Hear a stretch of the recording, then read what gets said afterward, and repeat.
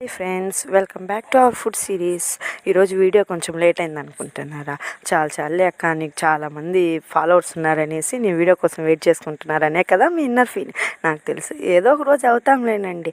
ఈరోజు అయితే నా అనదర్ ఫేవరెట్ అయిన వడల పులుసు ఎలా చేసుకుందాము చూసేద్దామా? రోజు మీరు చేసుకునే వంటల్ని నీ ఫేవరెట్ అని పేరు పెట్టేస్తున్నావు అనుకుంటున్నారు కదా. లేదండి, నాకు నచ్చిన వంటల్ని మేము అసలు చేసుకోము. ఏ పచ్చడిలో అయినా, కూరల్లో అయినా, కర్రీలో అయినా నాకు నచ్చినట్టుగా చేసుకుంటాం. ఒకవేళ నచ్చింది చేయలేదనుకో, నాకు నచ్చింది ఏదో చిన్న రెసిపీ నేను చేసుకుంటాను. ప్లీజ్ మీరైతే అలా అనుకోకండి. ఫస్ట్ అయితే ఒక 3 ఎర్రగడ్డలు, 2 టమాటాలు, ఒక 2 పచ్చిమిర్చి తీసుకొని కడుక్కొని పక్కన పెట్టుకొని, కడిగి కోసుకొని పక్కన పెట్టుకోండి.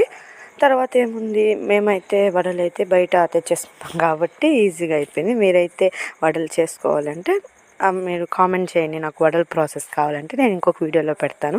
ఈ వీడియోలో అయితే మేము బయట నుంచి తెచ్చుకున్నాం కాబట్టి వడలను కూడా పక్కన పెట్టుకొని ఎర్రగడ్డ టమాటాను కూడా కోసి పక్కన పెట్టుకున్నాము. తర్వాత ఏముంది, ఒక బాండిలి పెట్టుకొని కొంచెం ఆయిల్ వేసుకున్నాక ఆవాలు వేసుకున్నాక ఎర్రగడ్డలు వేసుకోవాలి. ఎర్రగడ్డలు కొంచెం అట్లాగా కలర్ చేంజ్ అయ్యాక దాంట్లోనే పచ్చిమిర్చి, కరివేపాకు వేసుకొని బాగా కలుపుకున్నాక టమాటాలు వేసుకొని కొంచెం మగ్గనియాలి. మగ్గాక పసుపు, కారం, ఉప్పు వేసుకొని బాగా కలుపుకోవాలి. దాంట్లో ముందుగానే కొంచెం చింతపండుని నానబెట్టుకోవాలి.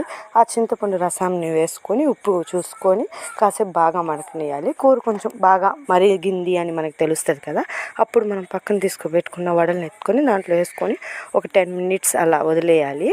అది కుక్ అవ్వడానికి ఒక 20 minutes అవుతుంది. 20 minutes తర్వాతే వడలు వేసాక ఏముంది, ఒక 10 minutes అలా ఉంచేసి కొత్తిమీర వేసుకొని దించేస్తే టేస్టీ వడల పులుసు రెడీ. బాయ్. నెక్స్ట్ రెసిపీతో మళ్ళీ కలుద్దాం. బాయ్.